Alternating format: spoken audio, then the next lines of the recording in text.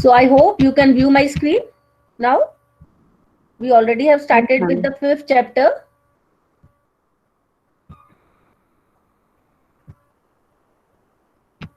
Fifth chapter is basic computer organization and design.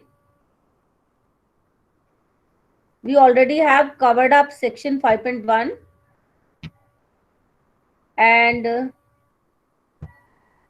afterwards that section 5.1 was about your instruction codes. We already have discussed, and thereafter under this category we had the discussion of three categories of instruction: direct address instruction, indirect address instruction, and third one was your immediate operand. We already have done with that. Now we come to this diagram we already have done with. Then we came to section 5.2, computer registers. We already had a discussion regarding this topic. This was the list of the built-in registers supported by our basic computer. So I'm not going into the details of it. Thereafter, we discussed the common bus diagram, common bus system of central processing unit. So this is the common Excuse me, diagram ma'am. of, yes, please. Ma'am, the book mentions that Yes. indirect address needs two references for memory. You told that there What are question? three references. Yes. Ma'am, you told ma'am that indirect address instruction needs three reference to memory. Yes. Yes, please. Ma'am Actually, ma'am books में लिखा हुआ है हाँ book में लिखा हुआ hi. है कि टू ही होता है. See, there is a need to have the two references in order to bring the value of operand from memory. But prior to that, the instruction itself will be brought from the memory. For that, one additional memory reference is required. Memory reference means how many number of times we need to refer to the memory in order to pick the value, either in order to pick the binary coded value of instruction or in order to pick the value of operand. So there is a question in the back exercise of this fifth chapter, that how many memory references are required in case our instruction is direct address and in case our instruction is indirect address. In case of direct address, if we talk about of bringing of an operand from the memory, then there is a need to have one memory reference instruction. But prior to that, that instruction itself will be brought from the memory and will be placed in the instruction register. In order to bring the instruction from the from the memory, one additional memory reference is required in both the cases. Either the instruction is register direct address instruction or the instruction is indirect address instruction. So in addition to that, one instruction is needed to bring the operand directly in case the instruction type is direct address instruction, and but rather two additional memory reference instructions are required in order to bring the value of the operand from the memory. Means two references in order to bring the value of operand from memory in case instruction is indirect, but additionally one more memory reference is needed to bring, prior to that, to bring the binary coded value of instruction from memory, and ultimately that will be placed in the instruction register. You got the concept now? So in total three in case of indirect address, and total two in case of your direct address instruction. Memory references are needed. Yes, please. Excuse me, ma'am. Yes, please. Ma'am, can you please explain question fifth's third part, ma'am? Question fifth, third part. We are Third coming part, to yes, that. ma'am. That is DR Okay, register part. we are coming to that. Okay. Okay, ma'am. So we have covered up till now. We have covered up till section number 5.2. We already have covered up. We had the discussion over the computer registers. Thereafter, we had the discussion on the common bus system of central processing unit. This is a common bus diagram, and we had already a discussion over that. And then we need to start from section 5.3 now.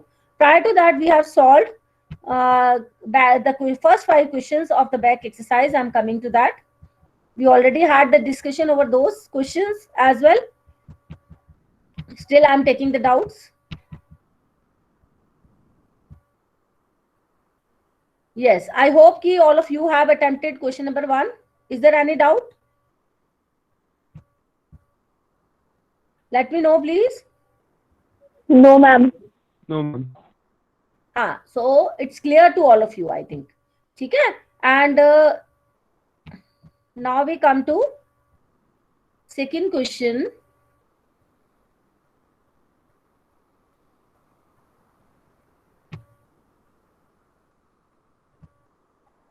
We come to we already had discussed question number 2 as well. What is the difference between a direct and indirect address instruction? How many references to memory are needed for each type of instruction to bring an operand into a processor register? Needed to each type of instruction to bring an operand. मतलब operand को accumulator register में लाने के लिए कितनी memory references required हैं in case की instruction indirect है और इन केस की इंस्ट्रक्शन डायरेक्ट है. इन केस की इंस्ट्रक्शन इनडायरेक्ट है, दोनों के केस में चाहे वो डायरेक्ट है चाहे इनडायरेक्ट है, दोनों के केस में पहले इंस्ट्रक्शन को उठा के binary coded value of instruction को उठाकर मेमोरी से उठा के उसे किस में लाना होगा? We need to bring it into the instruction register. और वो किसकी हेल्प से होगा? फैचिंग सीक्वेंस से, फैच सीक्वेंस से होगा. फाइन, सो वो दोनों में कॉमन है. और उसके अलावा ऑपरेंड की वैल्यू उठाने के लिए इन केस इंस्ट्रक्शन डायरेक्ट है तो वन टाइम मेमोरी को रेफर करना होगा. इन केस की इंस्ट्रक्शन इनडायरेक्ट है, 2 टाइम्स मेमोरी को रेफर करना होगा. तो इनडायरेक्ट के केस में 2 + 1 3 हुआ और डायरेक्ट के केस में 1 + 1 2 हुआ. Is that clear? If any doubt, you can ask anytime. Now, ask me the doubt. You were asking some doubt regarding some of the part of this question number 3. Which part? Ma'am, not 3, but fifth question, third part. Fifth question, third. First, I need to ask कि आपने question number 3 attempt कर लिया, all of you? Have you Yes, attempted? Ma'am, part C and D of question 3, please explain. Part C and D of question 3. ठीक है. And have you attempted question A and B part? Yes, ma'am. ठीक है, सभी का हो गया, I hope. Now we come to the point 3. The point number C. ये क्या कह रहा है कि you are given a table जिसमें S0 मतलब all the questions, question number 3, question number 4 and question number 5 are based on your common bus diagram. Okay, that earlier we have studied in chapter 5. So based on that diagram, ये question है आपका. Now we come to the point number C. ये क्या बोल रहा है? The following table is given. Fine. इस table में क्या क्या given है कि S0, S1, S2 जो सिलेक्शन पिन्स हैं उसकी वैल्यू क्या गिवन है? 4 1 0 0. मतलब as and when S0, S1, S2 की वैल्यू अगर 4 होती है तो क्या होगा? मेमोरी राइट मोड में है, मतलब some of the data will be written to the memory as well as some of the data will be parallelly loaded to DR register. और डेटा आएगा कहां से? ये जो 1 0 0 जिस रजिस्टर के आगे लिखा गया है उस रजिस्टर की वैल्यू जैसे S0, S1, S2 होगी वैसे ही उस रजिस्टर के कंटेंट्स को ये AC रजिस्टर के आगे लिखा हुआ है. If you will go to the that diagram will see कि उस डायग्राम के आगे AC के आगे 1 0 0 नंबर लिखा गया है. This is 4. As and when the value of S0, S1, S2 will become as 4, AC के कंटेंट्स कॉमन बस डायग्राम में आएंगे. फिर उस कंटेंट की एक कॉपी उसी time load signal through the common bus that will traverse. और जैसे लोड सिग्नल ऑफ रजिस्टर, कौन से रजिस्टर का? DR रजिस्टर का एनेबल हो जाएगा और पैरेलली मेमोरी का राइट कंट्रोल सिग्नल एनेबल होगा. तो one copy from common bus will be loaded to DR register and one copy will be transferred, will be returned to memory. So we need to write down what will be the corresponding register transfer statements corresponding to this written information. So ये written information से क्या होंगी? If you observe कि हमारी register transfer statements क्या बनेंगी, मतलब if you go to that diagram तो आप देखेंगे S0, S1, S2 की वैल्यू 4 1 0 0 किसके आगे लिखी गई है. If you observe and you go back to that diagram, then you will see that कि आपको कॉमन बस डायग्राम में AC के आगे वो लाइन वैल्यू लिखी हुई मिलेगी आपको. ये देखिए आपका कॉमन बस डायग्राम में AC के आगे you can view the number as 4. Means S0, S1, S2 की वैल्यू 4 हो जाएगी. 4 आपका बाइनरी में क्या होता है? 1 0 0. तो जैसे ही 4 होगी तो क्या होगा? Automatically the contents of AC will be transferred to your common bus, and through the common bus it will traverse to that register. It will traverse through the common bus and it will be loaded to that register जिसका load signal enable होगा as per the given information in the table in this in the given statement. आपका क्या है कि किसका load signal enable होगा? We go down और back exercise में जाएं तो we can view DR register load के नीचे लिखा गया है, मतलब लोड डीआर का एनेबल होगा, as and when load signal इसका एनेबल होगा, इसकी 1 copy will be loaded to DR register, as well as जो राइट के नीचे जो आपका मेमोरी के नीचे जो राइट कंट्रोल सिग्नल लिखा गया है, it will also be enabled. So what will happen simultaneously, two register transfer statements will take place. Means the copy of the value of the data which is there residing in the common bus, that one copy will be loaded to, will be transferred to DR register as and when its load signal becomes enabled, and parallelly one copy will be written to the memory. So what will be the corresponding register transfer statement? We can view that these will be the register transfer statement. C part. C. आपका AC से 1 copy will be transferred to DR and AC से 1 copy will be transferred to M of AR. Is that clear now? Or should I Yes, repeat? ma'am. Yes, ma'am. Clear. ठीक है. Now we come to next part. We are coming back to the back exercise.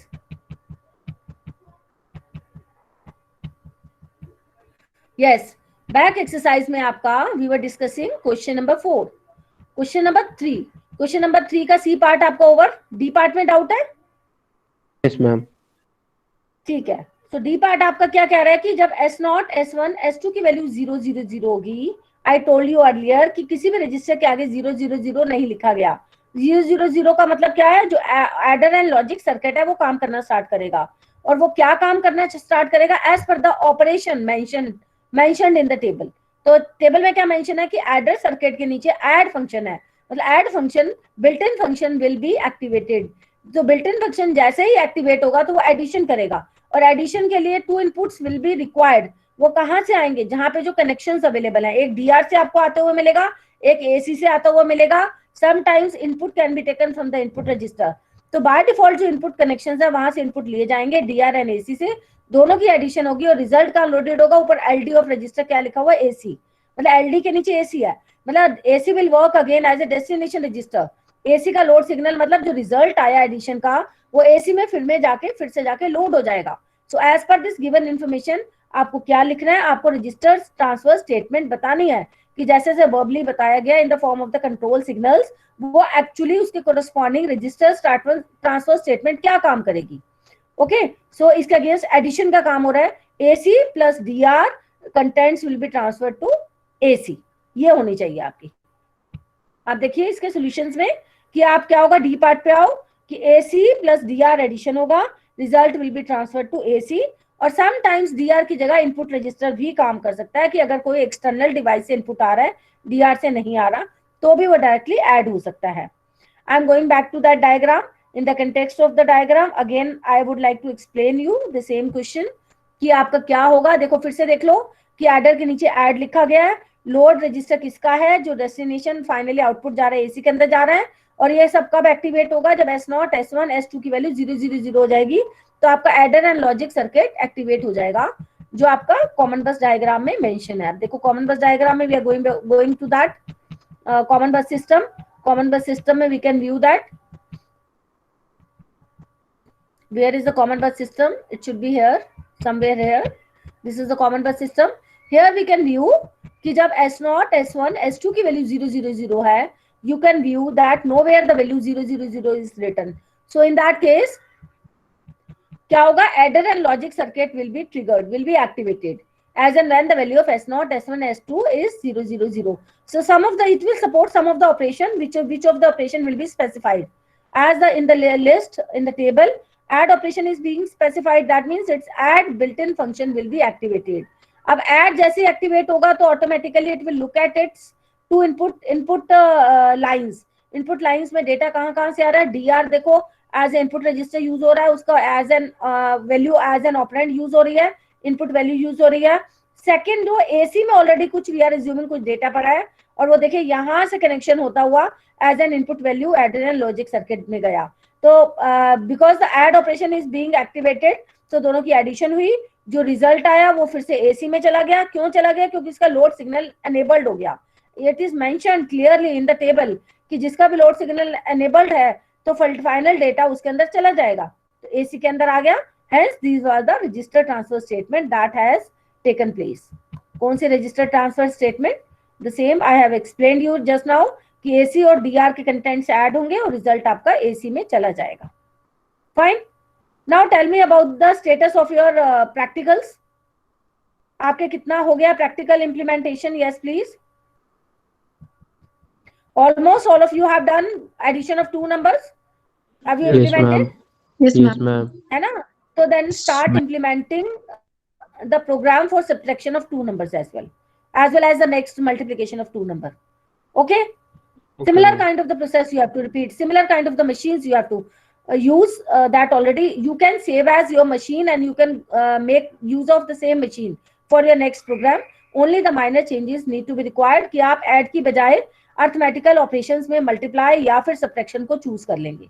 And accordingly your machine you need to save. And accordingly उसकी आप क्या देंगे? उसकी micro instruction देंगे. Else same fetch sequence will be used. Similar kind of the registers will be used. Same configuration of the memory will be used. Rest of all the things will remain same. So it will only once you are comfortable in executing one program, you are comfortable in making one text file as well as your machine file. So in the subsequent programs, it will become very easy to deal with the remaining programs. So keep on doing of your own. Okay, and keep on bringing all the doubts. Ma'am, I have performed the division one, but it is doing only the integer division. Like 5 divided by 10, it gives 0. But if I divide 10 divided by Okay, 10, then only it gives 1. only 5 means it gives you remainder. The value of remainder it gives. It performs only the integer one, not in decimal, not in floating points. It's not giving answer in floating points. Because the option you are choosing for the numbers is integer. That is the only reason. There the different options are there. Na? Float is there, integer is there, and that's why you by default the option you had chosen integral. Okay, ma'am. keep or just explore with the remaining options as well. Okay, ma'am. Ma'am वहाँ Yes, पे जो integer के अलावा सिर्फ ASCII और Unicode का option होता है. दूसरा मैंने Yes, ma'am. Float नहीं होता वहाँ पे. फ्लोट नहीं होता. मैम मैंने भी ट्राई कोई किया बात था, नहीं. मेरा भी 0 ही आ रहा था डिवीजन में. तो उसके लिए कोई ना कोई बिल्ट इन ऑपरेशन भी लगा सकते हैं. आई थिंक वो that you need to explore. थोड़ा सा आप करो इस पे. और एस्काई में वो क्या वैल्यू लेता है ये भी देखो कि करेक्टर अगर आप डालते हैं कुछ इंटीग्रल डालता है तो उसकी कौन सी वाली एस्काई वैल्यू ले रहा है. ठीक है, करो. Just keep on trying, keep on retrieving the result and keep on analysing. This way you have to explore and keep on exploring on the net about more and more features. Yes please. Ma'am last class में 16 bits पर word करवाया है ma'am, लेकिन वो जो practical file आप वो जो असाइनमेंट आपने दिया है हमें, उसमें 8 बिट्स पर वर्ड का है. आपका जो सैंपल असाइनमेंट है वो 8 बिट्स पर वर्ड है अगर आप देखोगे, और उसके अंदर आपने 2 वर्ड्स कैपेसिटी में एक सिंगल इंस्ट्रक्शन को स्टोर कराया है. That way also your program can be done.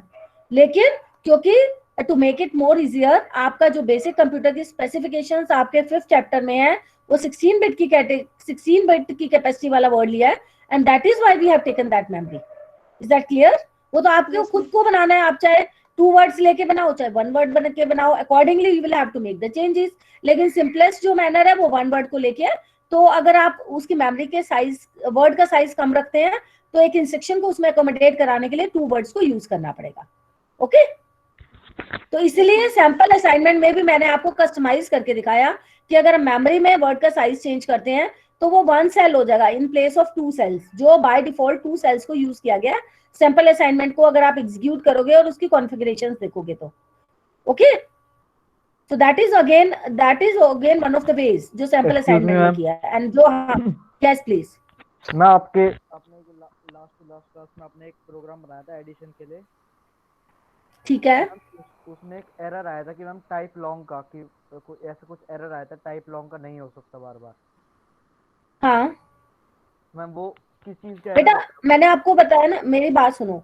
ऐसे इसमें क्या है कि इसमें डायरेक्टली एरर्स को यू कैन नॉट आइडेंटिफाई वो किस रीजन से आ रहा है सीपीयू सिमुलेटर में, because it is not very much validated software. जैसे कि आप C++ में clearly we can clearly tell you कि वो देखा और बताया कि इसमें यही एरर है.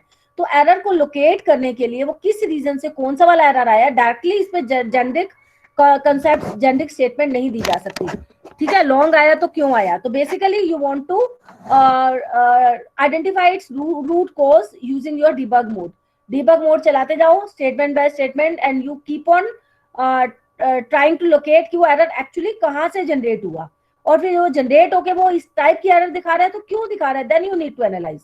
वो अलग अलग केसेस में अलग अलग टाइप की एरर से उसका डिफरेंट मीनिंग डिराइव होगा. Okay okay ma'am. वो डिबग मोड चला के स्क्रीन शेयर करके then only I can tell you the reason, exact reason कि वो कहां से आया. Yes yes please. Ma'am, sometimes while we execute the program, there comes an error with there are too many operations or there are not There enough comes? options.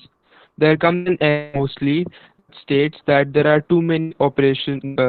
There are not enough operations in this बेटा instruction. आपके Or ना mic में थोड़ा issue आ रहे हैं. एक minute, just I am not being able to listen to your voice clearly. Mic में इश्यूज आ रहे हैं, थोड़ा देखो, आप इंश्योर करो माइक सही चल रहा है, फिर बताओ अपनी query. Yes, please repeat. I was telling that when I execute the program, there mostly comes an error which states that there are not enough operands in this instruction, or there are too many operands in this instruction. And what is the main reason behind it? एक minute बेटा, आपकी voice break हुई है बहुत जगह पे. To many operands आपने पूछा है किस केस में? Ma'am, I think I understood his query and I can help him.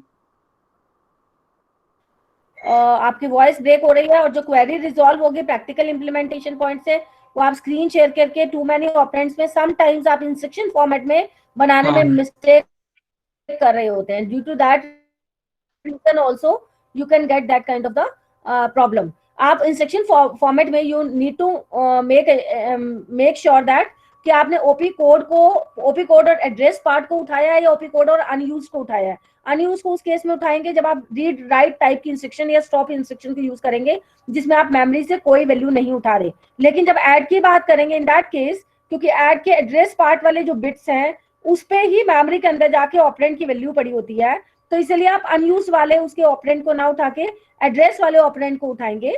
Okay, so due to those some kind of the reasons you can get that kind of the error. but इसमें एक दो आपकी जो general mistakes होती हैं, जो आप क्या करते हैं, आपका ऑप्शंस के अंदर एग्जीक्यूट के नीचे ड्रॉप डाउन मेन्यू में ऑप्शंस को क्लिक करेंगे तो इंडेक्सिंग आपका आता है. इंडेक्सिंग से you need to specify the justification कि आपका लेफ्ट जस्टिफाइड है या राइट जस्टिफाइड है आपका. क्योंकि बाय डिफॉल्ट जब आप देखते हैं generally sometimes it there is a by default the option got selected as right, लेकिन आपका लेफ्ट जस्टिफाइड होता है इंस्ट्रक्शन फॉर्मेट. इंस्ट्रक्शन फॉर्मेट मतलब लेफ्ट से वो रीड करना स्टार्ट करेगा. पहले ओपी कोड मिलेगा, फिर उसके एड्रेस मिलेंगे, मतलब बिट बाय बिट कौन सी लोकेशन से कौन से वाले बिट्स को 12 बिट्स को उठाना है. लेफ्ट जस्टिफाइड और राइट जस्टिफाइड उस चीज को सिग्निफाई करता है. सो आपको यू नीड टू इंश्योर कि वो अगर आपने लेफ्ट में ओपी कोड रखा है तो इंडेक्सिंग के अंदर जाके आपको लेफ्ट वाली ऑप्शन को सेट करना है. अगर उसे ओपी कोड को राइट साइड में रखना है तो इंडेक्सिंग के अंदर राइट वाली ऑप्शन को जाके सिलेक्ट करना है. Is that clear? So and moreover आप sometimes go into the finite loop. इस टाइप की आपकी मिस्टेक्स आती हैं, वो तब आती हैं जब आप हर माइक्रो इंस्ट्रक्शन जो भी इंप्लीमेंटेशन पार्ट में किसी भी मशीन इंस्ट्रक्शन के corresponding sequence of micro instructions दे रहे हैं, तो you need to terminate those sequence of micro instructions by end command. जब आप एंड को मिस करते हैं तो it goes into the infinite loop. Generally due to these two mistakes आप you get different kinds of the error, or still you are getting some kind of the error. In that case you need to make use of your debug mode. debug mode से क्या होगा, आप step by step micro instruction bye micro instruction को execute करते जाएंगे. you will keep on locating all the errors, okay, during the execution time. Yes please, any other doubt? और locate करने का क्या मतलब है, जहां आपको दिखेगा. हाँ यस मैम, जब हमने पहली बार बोलिए बेटा. किया था तब तो हमने मैम ऑप्शंस में जाके उसको इंडेक्सिंग किया था, नहीं किया था. क्या एक बार रिपीट करो. मैम, जब हमने क्या किया था, कि जब आपने पहली बार रीड और स्टॉप एग्जीक्यूट कराया था वो तब आपने इंडेक्सिंग में left right by default actually coincidentally by default उसके अंदर लेफ्ट ऑप्शन ऑलरेडी सिलेक्टेड थी. और earlier in my laptop I would have made the settings. Okay, क्योंकि मैंने अपनी स्क्रीन को शेयर किया था, I would have made the settings at my end, and that's why we didn't get the problem at that time. मैंने भी कभी किसी मोमेंट पे लेफ्ट को सेट किया होगा, earlier it would have been right justified. Is that okay? तो पहला प्रोग्राम मैंने अपने सिस्टम पे दिखाया था रन करके, तो that is the only reason. Okay ma'am. ठीक है। और डिबग का क्या मतलब है कि अब लाइन बाय लाइन जब प्रोग्राम को चलाएंगे, you need to observe carefully कौन से रजिस्टर में कौन सा डेटा गया as per the micro instruction you have given, और क्या जो हमारे डिजायर्ड रिजल्ट्स हैं, डिजायर्ड बिट्स है, वहां से वहां ट्रांसफर हो रहे हैं या नहीं हो रहे. You need to have a watch over that the intermediate data that is being generated due to the execution of the instruction. वो आपको you have to keep on observing कि अगर फिर देखो मैनुअली चेक करो, इसमें तो ये जाना चाहिए था लेकिन गया ये data. So this way you need to capture the mistake. Clear? तो डिबगिंग का ये मीनिंग है आपका. Okay, so keep on executing remaining programs and keep on exploring more options. और after doing the 2-3 programs, go ahead further in your that subscribed list, prescribed list. जो आपके prescribed list है ना university से, I already have shared with you.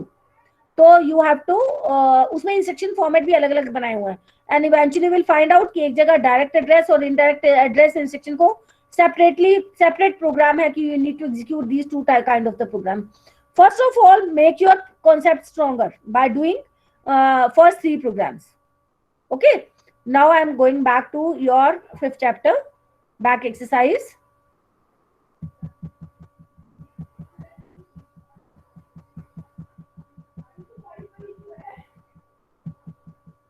Yes, chapter 5. 5 में now I need to come to question number 4.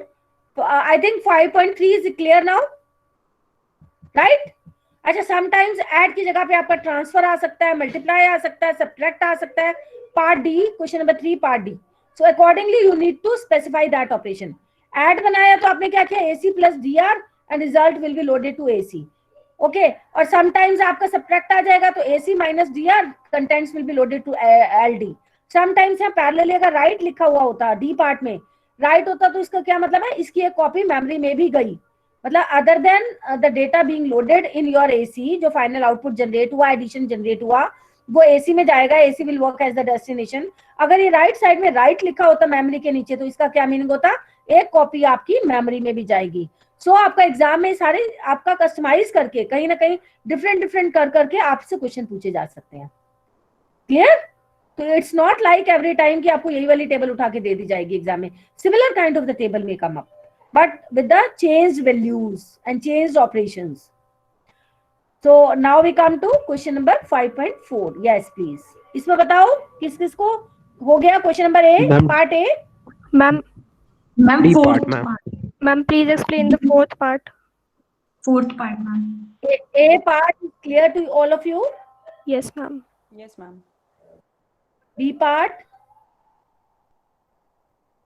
अच्छा, मुझे orderly बताओ, PC से AR में क्या ट्रांसफर होंगे कंटेंट्स, ऑर्डरली बताओ कैसे कैसे. S0, S1, S2 की वैल्यू क्या होनी चाहिए, लोड सिग्नल क्या होना चाहिए, मुझे बताओ, फटाफट से बताओ. Please explain me. PC से ट्रांसफर होगा मैम. वॉइस क्लियर नहीं है बेटा. मैम तो क्या होगा, PC से ट्रांसफर हो रहा है तो मैम उसका S0, S1 और S2 वो होगा मैम, बाइनरी वैल्यू उसकी सेट की जाएगी. एंड मैम जिसके अंदर जा रहा है उसका लोड कौन सी binary value. I think PC के आगे 2 लिखा गया, 2 होगा I think. Yes ma'am. And ma'am S0, S1 है. यस, वॉइस ब्रेक हो रहा है, वॉइस इज नॉट क्लियर. तो जिसका LD सिग्नल एनेबल्ड होगा, किसका होगा, AR का होगा. AR के का LD एनेबल्ड होगा, then data will be moved from PC to AR. So this way, मतलब as the way this table is being written in question number 3 in a similar manner corresponding to these register transfer statements, you have to draw a similar kind of the table as mentioned in question number 5.3. Is that okay? Yes बच्चे, आवाज आ रही है मेरी? Yes, ma'am. Yes ma'am. हाँ, ठीक है. Okay, now अब now you are asking a doubt in part D, question number 5 part D, 5.4 part D. So what it is saying कि DR के कंटेंट्स AC में जाएं, AC के कंटेंट्स DR में जाएं, and the both statements are done simultaneously in a single go. In a single go का क्या मतलब है कि एक ही बार S0, S1, S2 की वैल्यू चेंज हो, और जो एक ही बार ट्रांजिशन हुआ है, एक ही बार जो चेंजेस हुए हैं, S0 फिक्स हुई है वैल्यू, उसके कोरिस्पॉन्डिंग सिंगल अटेम्प्ट में ही ये दोनों की दोनों रजिस्टर ट्रांसफर स्टेटमेंट आपकी अकम्प्लिश हो जाए। मतलब S0, S1, S2 की value, so we need to, I let me show you the solution.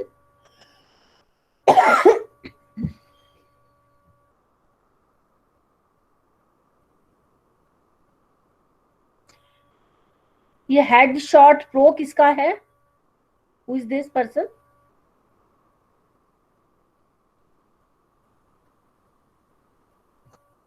Yes. Question number 5.4, and this is your D part. What this part is saying कि AC की value DR में जाए, DR की value AC में जाए, और एक ही बार में सिंगल गो में with respect to one changed value of S0, S1, S2, ये दोनों के दोनों register transfer statement should take place. So we need to go to that diagram. Diagram में हम देखेंगे कनेक्शंस हमारे क्या क्या सपोर्ट हो रहे हैं, क्या वो सिंगल गो में फिजिबल है कि नहीं है कि AC से DR में जाए और DR से AC में जाए। So I need to go to that diagram. देखो डायग्राम में आओ।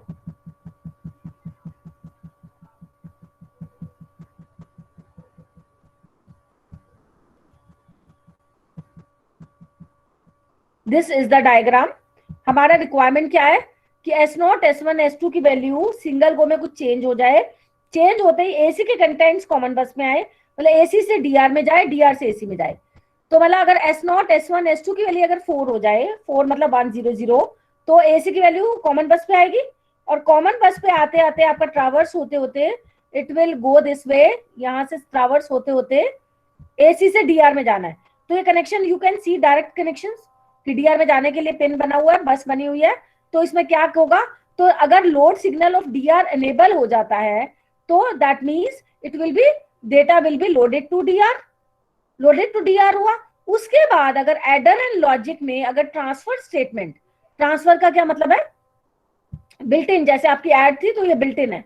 अगर बिल्ट इन आपकी स्टेटमेंट सी, ये देखो ट्रांसफर DR टू AC, क्योंकि उसमें बिल्ट इन ऑपरेशंस को भी वो सपोर्ट करता है आपका एडर एंड लॉजिक सर्किट। तो एडर एंड लॉजिक सर्किट की ट्रांसफर स्टेटमेंट एक्टिवेट हो जाती है, तो in that case the data will be transferred from DR through adder and logic to AC।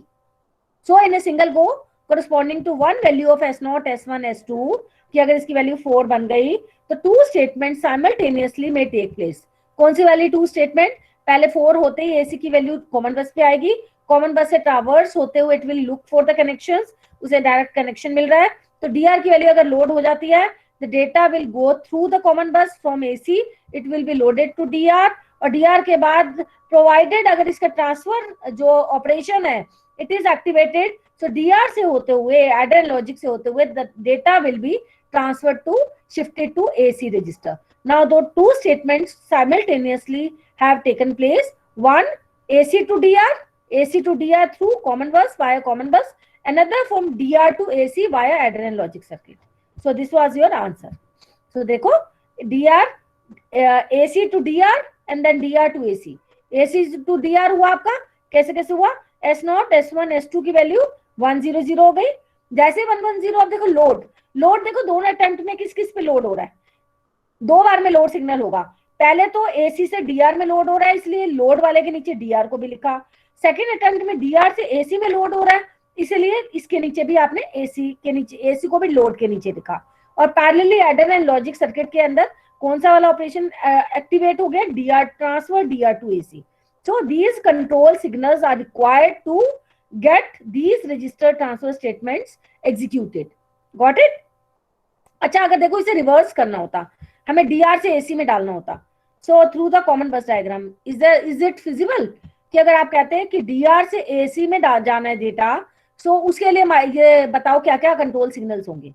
तो S0 अगर हम एज्यूम करें, S0, S1, S2, क्योंकि DR के नंबर 3 लिखा हुआ है, S0, S1, S2 की वैल्यू 0, 1, 1 हो जाएगी। देखो 1, 1 हो रही है। उसके बाद 1, 1 होने के बाद कॉमन बस से ट्रावर्स करते हुए it will look for the connection to transfer the data to AC। लेकिन यहाँ there is no direct connection, common bus से देखो डायरेक्टली एसी में नहीं जा सकता डेटा, there is no direct connection, तो यहाँ से it would not have been feasible कि वो डीआर से एसी में जाता। डीआर से एसी में जाने के लिए यही कनेक्शंस गिवन है जो एक्चुअल में सीपीयू में, बेसिक कंप्यूटर के सीपीयू में होते हैं कॉमन बस सिस्टम में, तो यहाँ से यहाँ कनेक्शंस प्रोवाइडेड हैं, so this way only the data may be traversed from DR to AC from these connections only.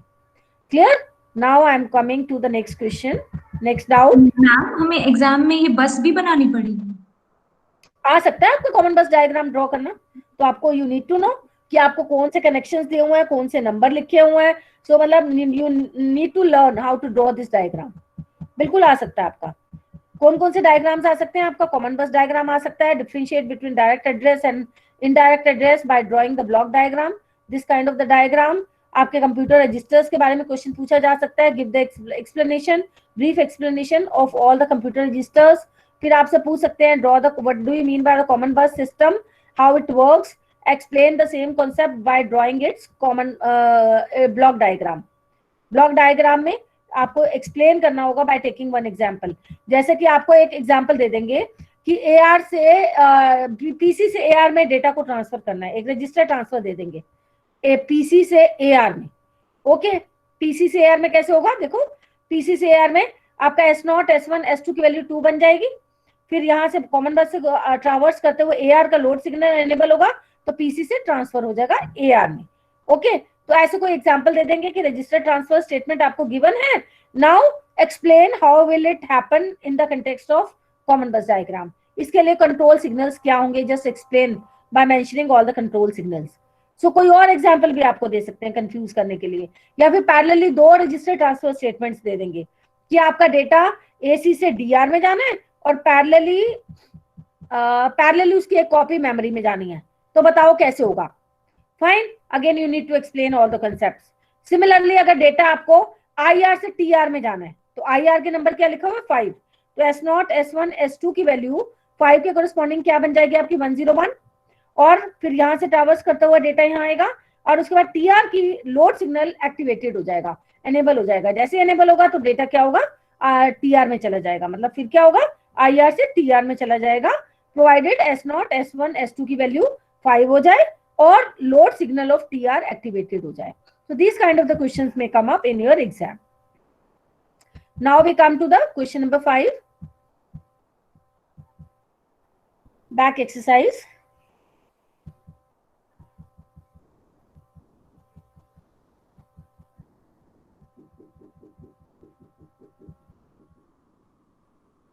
Yes. I hope it is clear till question number 5.4 to all of you. Yes, ma'am. ठीक है, now we are discussing question number 5. Question number 5 में क्या था? Explain why each of the following micro operations cannot be executed during a single clock pulse. During a single clock pulse मतलब in a single go. In a single go मतलब कि हमें एक ही बार S0, S1, S2 की 2 की value one time only needs to be changed. इसे 2 बार change करके 2 activity नहीं करानी, एक बार चेंज करके वी वांट कि जो गिवन एक्टिविटी है वो डायरेक्टली अकम्प्लिश हो जाए। इज इट फिजिबल और not? If it is not feasible तो what is the other way to doing it, वो हमें एक्सप्लेन करना है। लाइक एम ऑफ पीसी, आपका रजिस्टर ट्रांसफर स्टेटमेंट क्या है? Contents need to be transfer to M of PC to IR. क्या ये सिंगल गो में हम एआर की बजाय पीसी रजिस्टर को यूज कर सकते हैं और ये डेटा ऐसे ट्रांसफर हो सकता है? We need to analyze in the context of common bus diagram. हम कॉमन बस डायग्राम में विल सी कि we don't have the direct connection, कि अगर हम एड्रेस को, अब डेटा को मेमोरी से उठाना है तो PC itself can not work as a address register. क्यों? क्योंकि एआर रजिस्टर कनेक्टेड है मेमोरी से। मेमोरी से आपके कनेक्शंस जो हैं एआर रजिस्टर के हैं, पीसी के नहीं है। तो अगर हमें मेमोरी को वो एड्रेस ही नहीं मिल पाएगा कि किस एड्रेस से डेटा उठाना है, एड्रेस जब तक कि उस एआर रजिस्टर में नहीं आएगा। और एआर में कब आएगा? जब पीसी से उठा के एआर में डालेंगे, क्योंकि प्रेजेंटली हमारा एड्रेस पीसी में पड़ा हुआ है, इसलिए एम ऑफ पीसी डायरेक्ट काम नहीं करेगा। So what we need to do, पहले पीसी से एड्रेस को उठाना है, उसे एआर में डालना है, फिर एम ऑफ एआर से डेटा को उठा के जो भी रिक्वायर्ड रजिस्टर है उसमें डालना है। तो दैट मीन्स अगर पीसी से उठा के एआर में डालना है तो कैसे जाएगा? तो पीसी के आगे नंबर क्या लिखा हुआ है? 2, तो S0 S1 S2 की वैल्यू 2 होगी, दैट मीन्स 0 1 0। उसके बाद AR का लोड सिग्नल एनेबल होगा, तो डेटा पीसी से कॉमन बस पे आएगा, कॉमन बस से ट्रावर्स करता हुआ AR में जाएगा, प्रोवाइडेड इसका LD सिग्नल ऑन है। फाइन, तो 1 अटेम्प्ट में हमारा पीसी से AR में गया। उसके बाद हमारी क्या रिक्वायरमेंट है, वो M ऑफ AR से वो हमारी क्या रिक्वायरमेंट है कि इस AR रजिस्टर को यूज करते हुए मेमोरी से उठा के data it should go to some of the destination register. कौन सा डेस्टिनेशन रजिस्टर है वो गिवन है आपके क्वेश्चन में, और we need to read out the statement again. We are going back to the question number 5। क्या है, तो हम चाहते हैं कि M ऑफ PC से डेटा चला जाए IR, मीन्स हम रीड तो मेमोरी से कर रहे हैं और किसी स्पेसिफिक एड्रेस से कर रहे हैं, और वो एड्रेस आपका पीसी में पड़ा हुआ है, तो पीसी से we need to transfer the address to AR। फिर M ऑफ AR से पढ़ेंगे और किस में डालेंगे, IR में डालेंगे। अब M ऑफ AR से पढ़ेंगे IR में डालेंगे, तो उसके लिए क्या आपके सिग्नल्स होंगे कि M ऑफ AR से पढ़ेंगे तो वो रीड मोड एक्टिवेट होगा, और S0 S1 S2 की वैल्यू 7 होगी क्योंकि मेमोरी के आगे 7 लिखा हुआ है, और IR का लोड सिग्नल एनेबल होगा। तो क्या होगा, M ऑफ AR से डेटा IR में चला जाएगा। तो वो क्या क्वेश्चन क्या कह रहे हैं कि एक्सप्लेन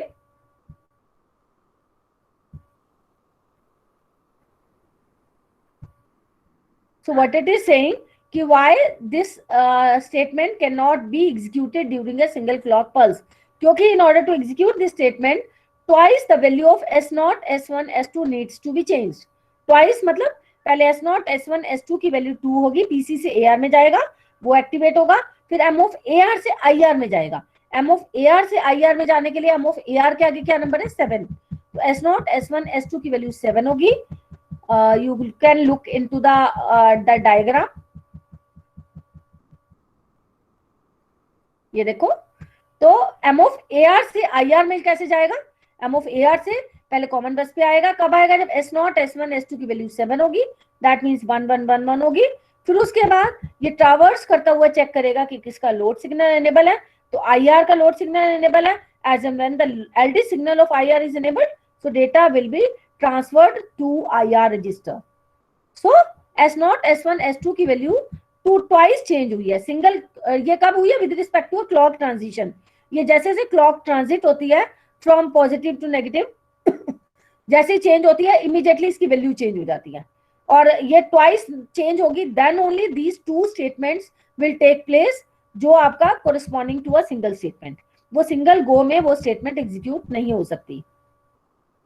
जहां डायरेक्ट कनेक्शंस नहीं है वो सिंगल गो में नहीं होगी, जहां डायरेक्ट कनेक्शंस है इन that case direct operation may take place in a single go during a single clock transition, rather you can say. Similarly B part, similarly C part. Now you have a doubt in D part. D part क्या कह रहा है, नहीं ये तो हो गया ना। क्वेश्चन नंबर 5, आपको क्या करना है, DR और C part, I hope B part you have understood. कोई डाउट है आपका पार्ट बी में? I hope no doubt is there. Say yes or no. No, ma'am, in C part. No, ma'am. Okay. So C part क्या कह रहा है कि DR और AC की वैल्यू ऐड हो, ऐड होने के बाद DR में आउटपुट जाए, बट जो प्रीवियस वैल्यू है AC की that does not change. Are you getting it? DR और AC में एडिशन हो, रिजल्ट DR में जाए, but value of AC does not change. मतलब एक इनपुट की वैल्यू AC में पड़ी है, एक दूसरे इनपुट की वैल्यू या ऑपरेंड की वैल्यू DR में पड़ी है, एंड व्हाट यू वांट कि दोनों की एडिशन हो, एडिशन के बाद रिजल्ट DR में जाए। पहले आप इसे कॉमन बस सिस्टम के डायग्राम के कंटेक्स्ट में इसे एनालाइज करिए, क्या ये सिंगल अटेम्प्ट में काम हो सकता है एडिशन का और रिजल्ट DR में जा सकता है या नहीं जा सकता। फिर इसे अगर फिजिबल बनाना है तो how will it be feasible to do this kind of the statement. पहले देखो DR और AC ऐड होए और रिजल्ट DR में जाए। I am going to the diagram.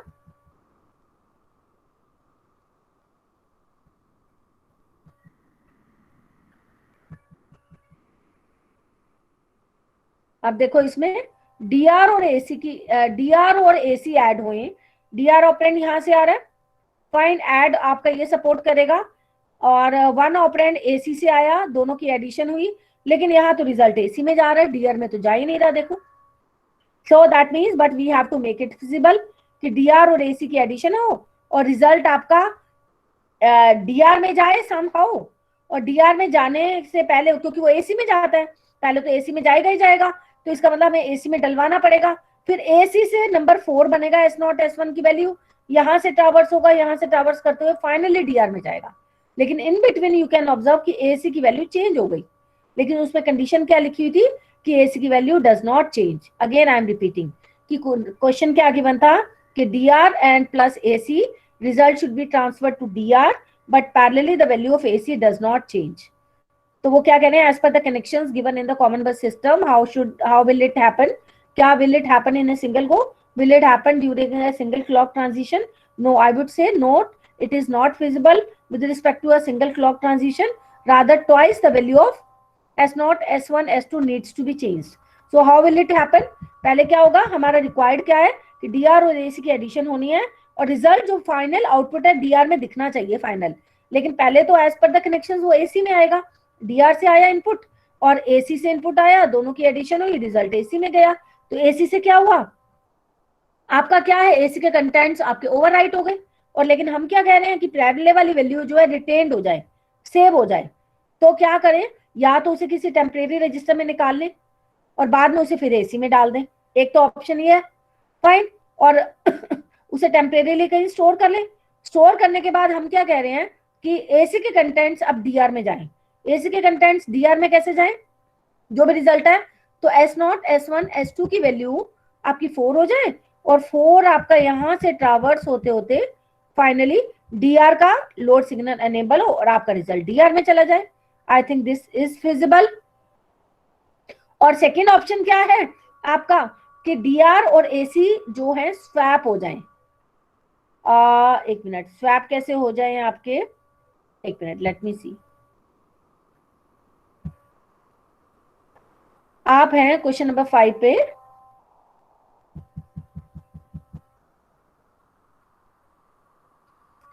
आपके एसी से डीआर में गए, ये आपका, अच्छा फिफ्थ क्वेश्चन ना, अच्छा अगर आप देखोगे, अच्छा फिफ्थ क्वेश्चन में हमें करना क्या है, सी हमने क्या किया, पहले AC add operation must be done with DR transfer TR to DR first, नहीं ये नहीं है ना आपका, आपका है ये वाला पार्ट, सी पार्ट। ओके, आपको करवाना क्या है, डीआर और एसी की वैल्यू ऐड हो और किस में चली जाए, डीआर में चली जाए। एक ऑप्शन तो मैंने आपको बताया कि एसी की वैल्यू को टेम्परेरीली टीआर रजिस्टर में स्टोर कर लो। ये देखो, result of addition is transfer to AC not DR, to save value of TC AC its contents must be store temporarily in DR और टीआर। मतलब एसी के कंटेंट्स को टेम्परेरीली टीआर में डाल दो, उसके बाद एसी और डीआर को एडिशन करो, रिजल्ट एआर में जाए, और एआर में जाने के बाद प्रीवियस वाली टीआर वैल्यू को निकालो और उसे एसी में ट्रांसफर कर दो। दिस वे दिस ऑपरेशन में take place. Otherwise how will it take place कि आप डीआर और एसी की एडिशन करनी है, डीआर में डालना है, तो आपने एक ऊपर वाला क्वेश्चन किया था कि आप क्या किया आपने, इट कैन बी डन, आपका as a built in operation you can perform it, कि आपने क्वेश्चन नंबर 5.4 किया था डी पार्ट। डी पार्ट क्या कह रहा था कि एसी की वैल्यू डीआर में और डीआर की वैल्यू एसी में स्वैप हो सकती है in a single go provided earth adder and logic circuit आपको फैसिलिटेट करे ये ट्रांसफर ऑपरेशन। अभी हमने किया था ये question number 5, this already we have done question number 5 D part.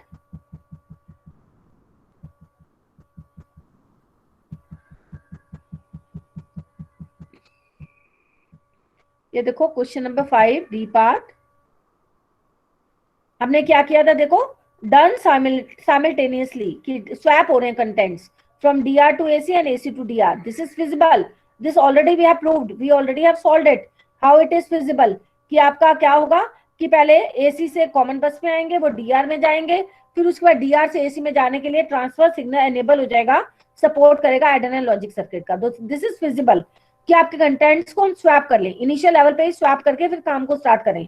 मतलब हमें क्या करना है, एडिशन ऑफ 2 नंबर्स करना है, जिसमें एक ऑपरेंड आपका किस में पड़ा हुआ है, डीआर में पड़ा है, एक एसी में पड़ा है। हम दोनों को हमें एडिशन करनी है, एडिशन करके उसे डीआर में डालना है, लेकिन साइमल्टेनियसली हमें कंडीशन मीट करनी है कि एसी की वैल्यू चेंज ना हो, मींस एसी में जो प्रीवियस ऑपरेंड की वैल्यू पड़ी हुई थी वो चेंज ना हो।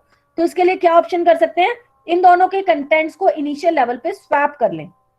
स्वैप करने का मतलब क्या है, एसी के कंटेंट्स को डीआर में डाल दें, डीआर के एसी में चले गए, तो एसी के डीआर में गए, डीआर के एसी में गए।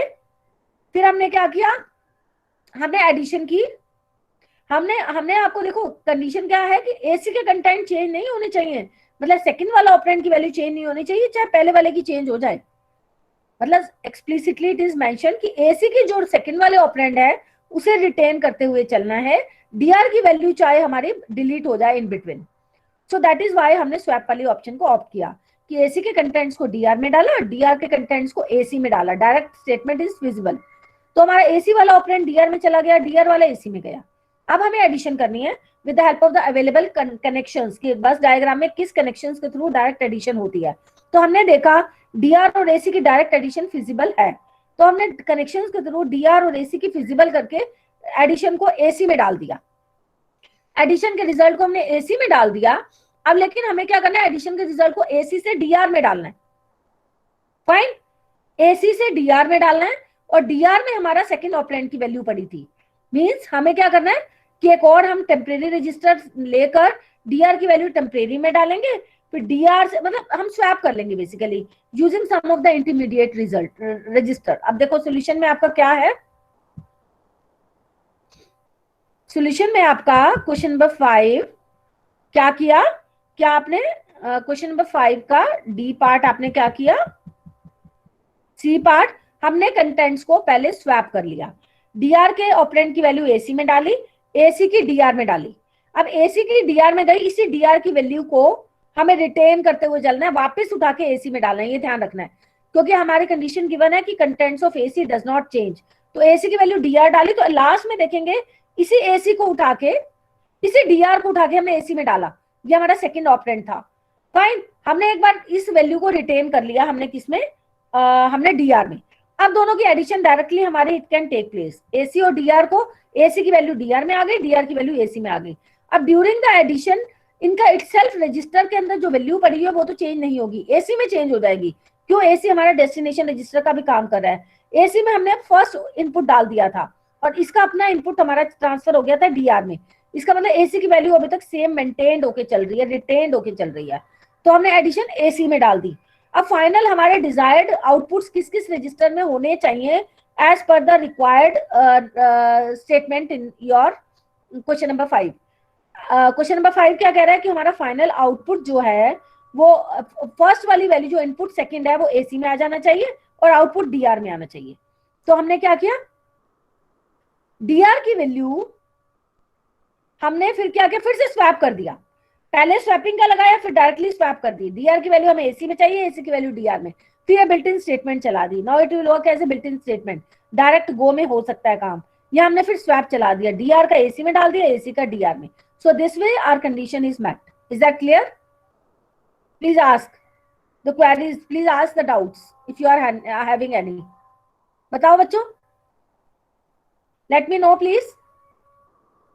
Is that clear? इसका मतलब कि वो सिंगल गो में नहीं जाएगा?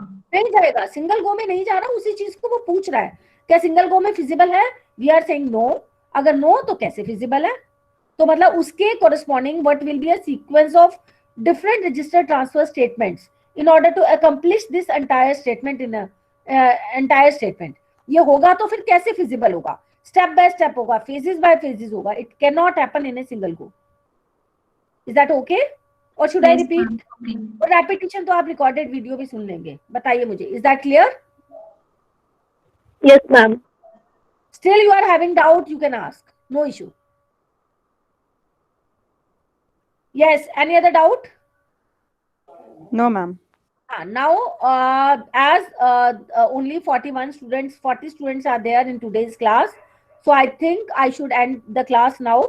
And from the next class, from Thursday onwards, I will start with the next section, That is your section 5.3. I will explain the concepts of that section. वो क्या है आपका? I would like to explain at that moment that instruction cycle as well in that class, Thursday's class. And ये आपको will start with section 5.3. Computer instructions, various kinds of the instruction formats. We will study on that day. Okay. So now I hope all of you will complete your assignment till question number 5, and you will have to upload all your solved assignment on Google Classroom. Fine. And you have to finish all your practicals as well. So now give me your attendance then. I am opening the attendance sheet, taking your attendance.